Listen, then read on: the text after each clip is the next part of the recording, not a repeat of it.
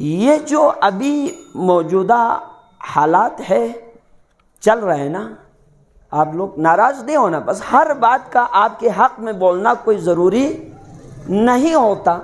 اختلاف رائے ہر انسان کا حق ہوتا ہے، آپ کو بھی اتفاق اور اختلاف دونوں کا حق ہے، لیکن ناراض نہ ہو، ہر بات کو کیا کہتے ہیں اس کو حوصلے سے سننا چاہیے۔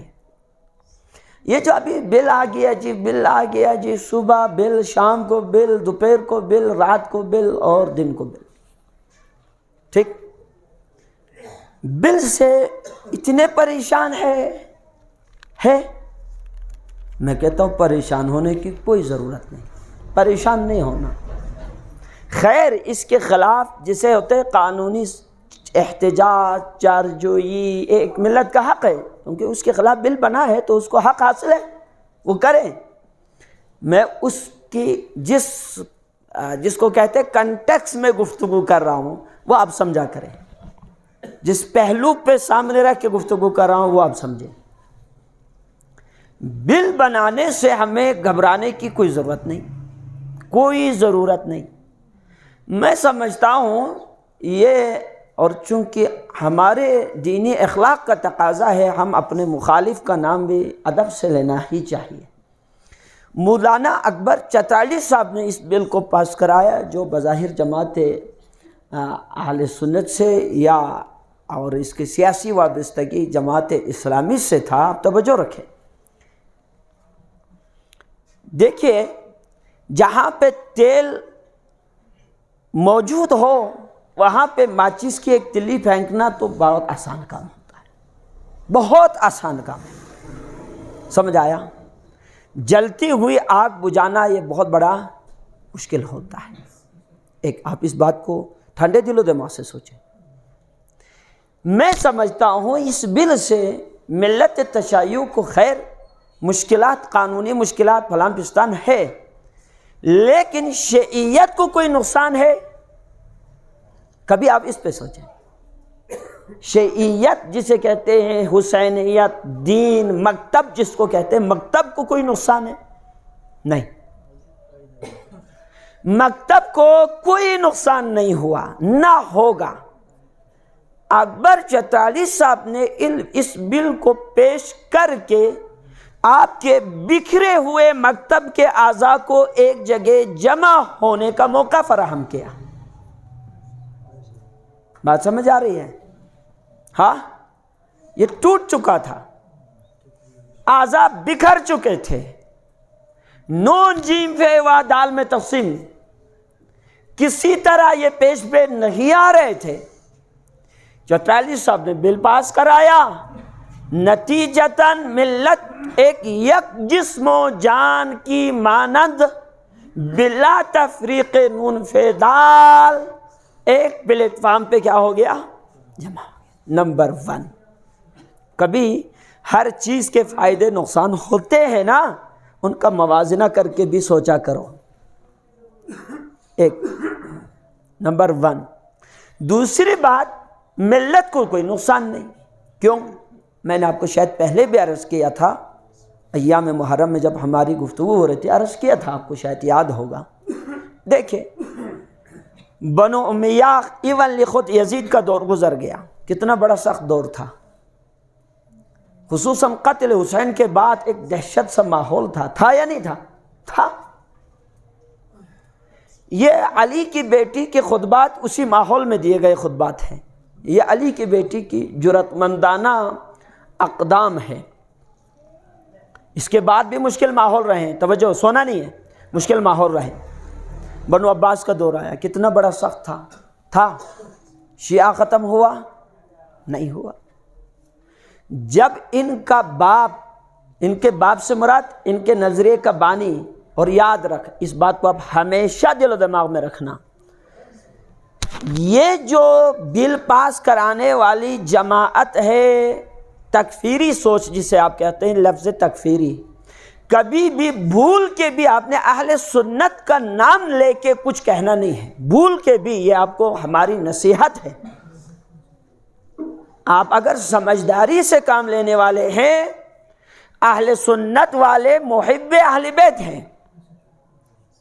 وہ بے شک ان کو برا بلا نہیں کہتے، ان کو جو مخالف اہل بیت ہے برا بلا نہیں کہتے، لیکن وہ اہل بیت کے برابر کسی کو سمجھتے بھی نہیں ہے، بھول کے بھی۔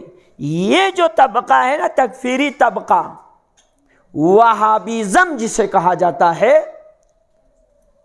جو امریکہ و اسرائیل کی بہترین پروڈکٹ ہے عالم اسلام کے خلاف، یہ اہل سنت نہیں ہے، انہوں نے اہل سنت کا لبادہ اپنے اوپر لیا ہوا ہے، یہ ناصبی ہے، یہ لوگ خارجی ہیں، یہ لوگ تکفیری ہے، یہ پاکستان میں مٹھی بھر ہیں جو اپنے آپ کو اہل سنت کہلواتے ہیں۔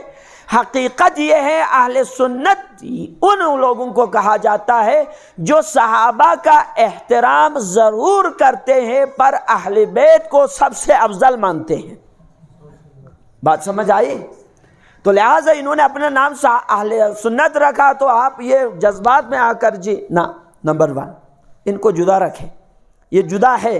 اور آپ دیکھیں حالیہ دنوں میں جب خاص طور پر قاضی نثار صاحب نے گلگت کے ایک عوامی اجتماع میں ہمارے ائمہ معصومین ائمہ اہل بیت کی شان میں انہوں نے گستاخی کی، نازیبہ الفاظ، توہین آمیز الفاظ استعمال کیے، فوراً جو اہل سنت تھے حقیقی وہ میدان میں آئے ہیں، میدان میں آئے، باقاعدہ علماء نے آ کر باقاعدہ یہ پریس کانفرنس، ٹاک شو و دیگر مختلف سوشل میڈیا میں آ کر انہوں نے باقاعدہ کہا کہ اہل بیت پیغمبر ہماری نگاہ میں واجب الاحترام ہے، لہذا جس نے کہا اس کے لیے جو انہوں نے لفظ استعمال کیا ہے، جو توہین کرنے والا ہے اس کے لیے جو انہوں نے لفظ استعمال کیا میں یہاں سے ادا نہیں کر سکتا۔ بات سمجھ آیا؟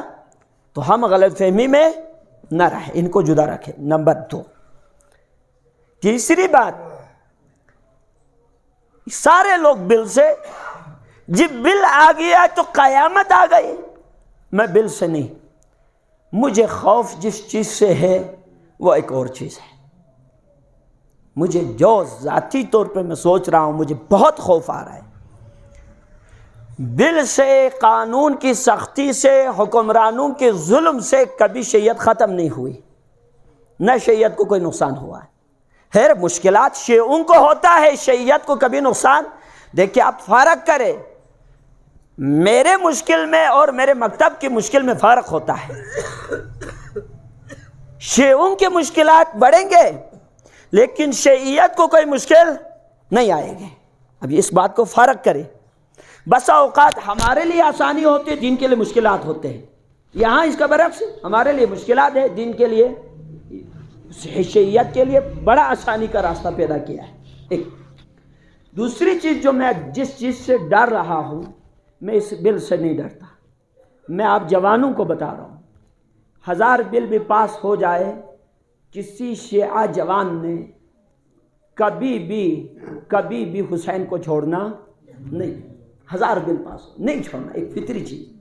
لیکن جس چیز سے میں ڈر رہا ہوں وہ ان سازشوں سے ڈر رہا ہوں جو بل کے ذریعے نہیں، جو آپ کو ثقافت کے نام پہ، تہذیب کے نام پہ، فحاشیات اور یعنی یاد رکھ، میں نے کہا حسینیت بلوں سے کمزور نہیں ہوتا، حسینیت اس دن کمزور ہو جائیں گے آپ کے علاقے میں جس دن آپ کے شیعہ جوان اپنے ہاتھ سے پیسہ خرچ کر کے خوشی کے ساتھ اس راستے کو اختیار کرے گا جس راستے سے حسین نے منع کیا۔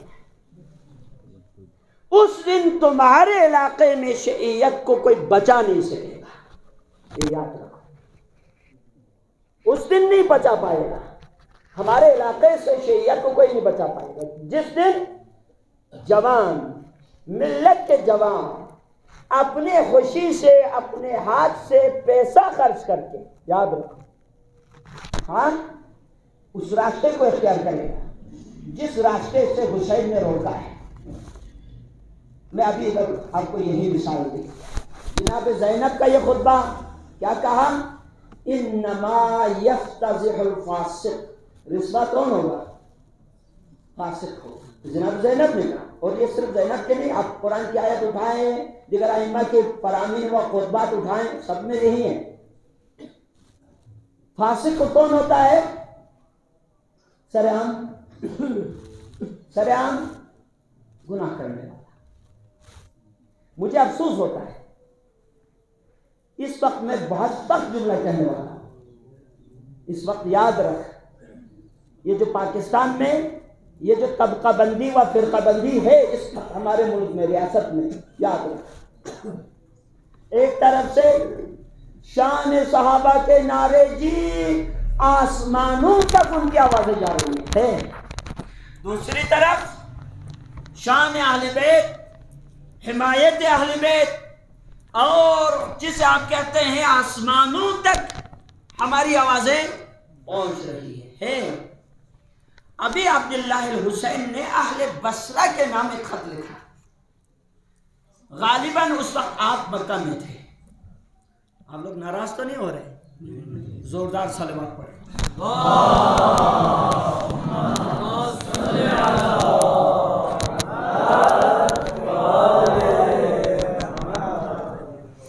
آپ سوچیں گے مولوی صاحب جذباتی تقریر کیوں نہیں کر رہے؟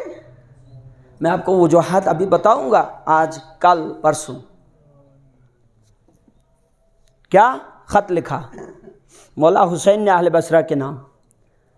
خط کے جو ابتدائی اس میں ایک حسین نے بڑا بڑا جملہ لکھتا ہے, انا ادعوکم الی کتاب اللہ و سنت نبی. اے لوگوں, میں تمہیں دعوت دے رہا ہوں کس کی جانب؟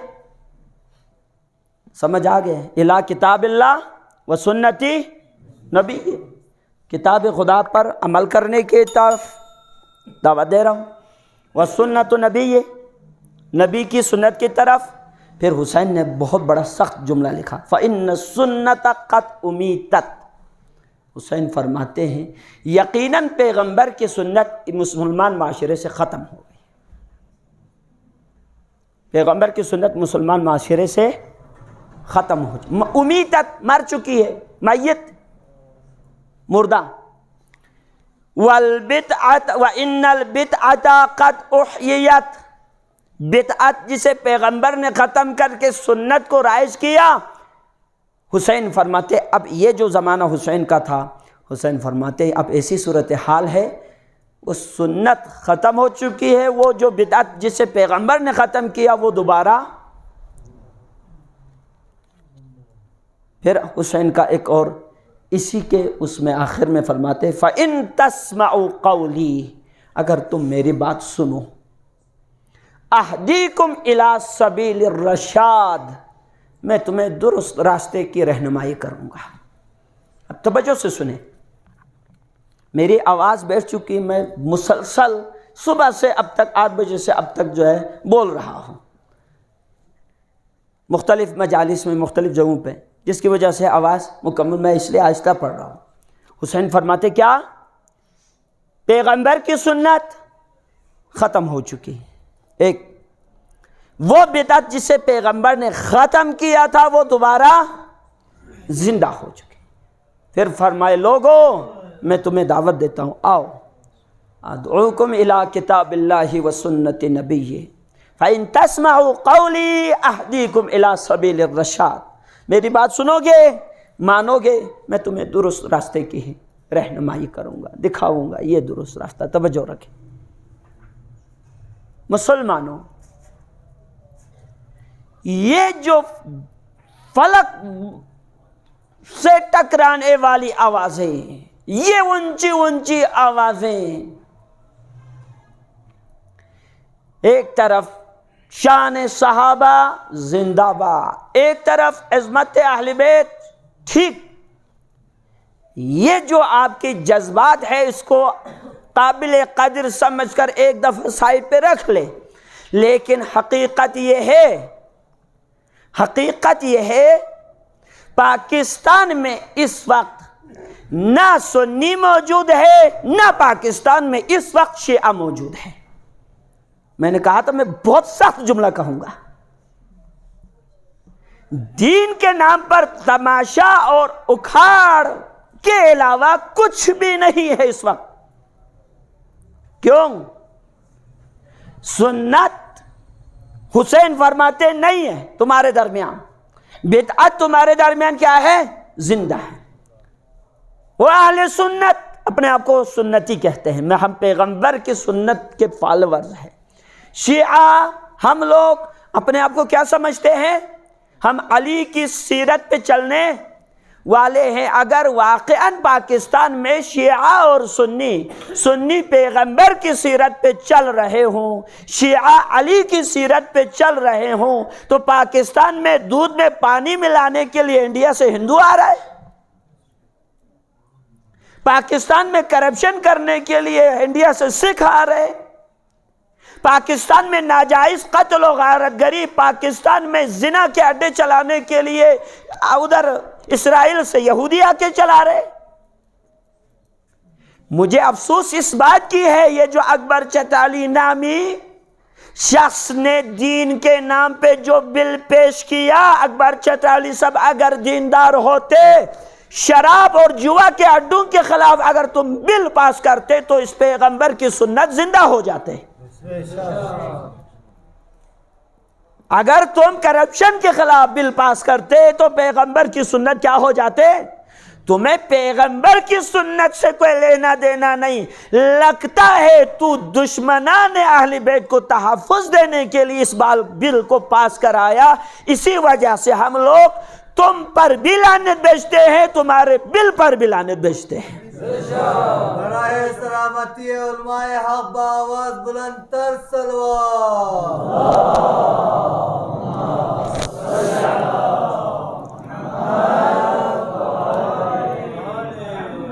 اب میری بات سمجھ رہے ہیں نا؟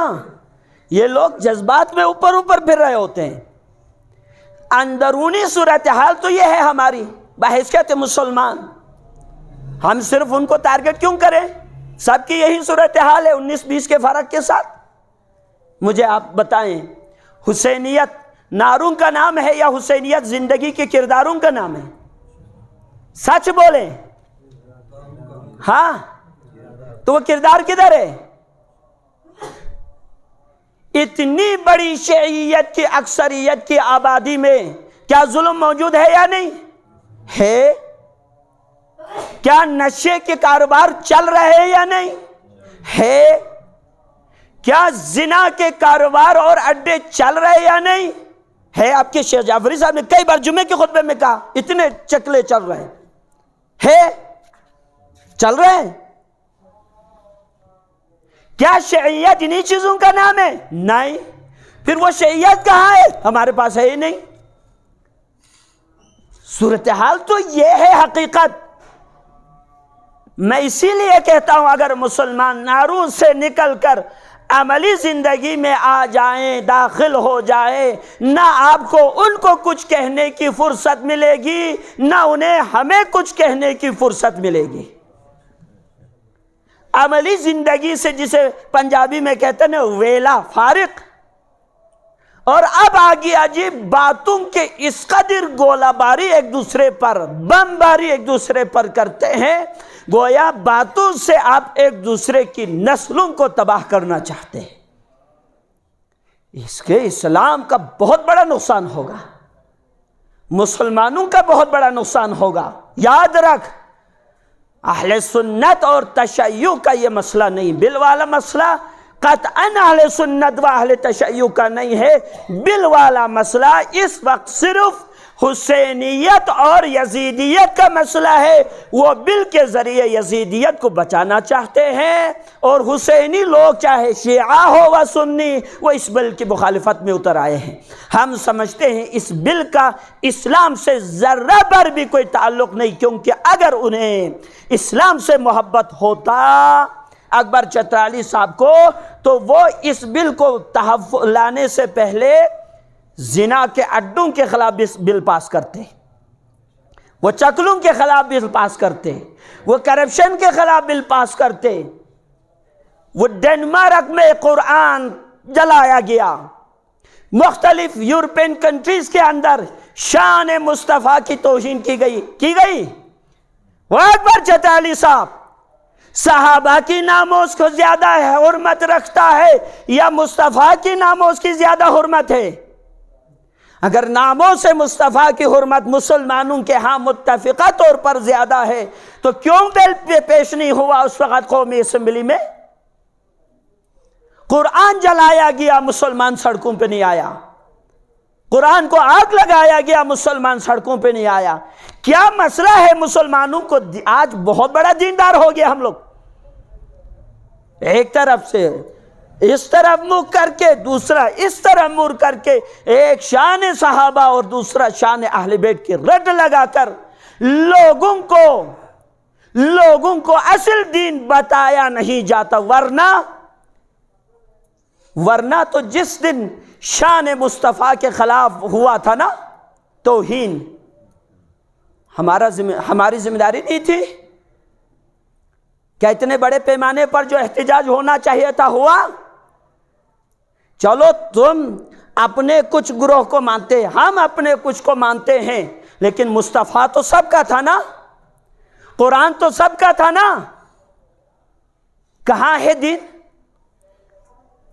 یہ سب کچھ آج بھی اس بات کو ذہن میں رکھیں، سوچی سمجھی سازش اور پلاننگ کے تحت فسادات کرا کر مملکت پاکستان اور عالم اسلام کو نقصان پہنچانے کے علاوہ اور ان کا کوئی فائدہ نہیں ہے۔ میری دعا ہے خدا تعالی ہم سب کو دین پڑھنے، دین کو سمجھنے، زیرکی و عقل مندی ہوشیاری سے زندگی کرنے کے توفیق عطا فرما۔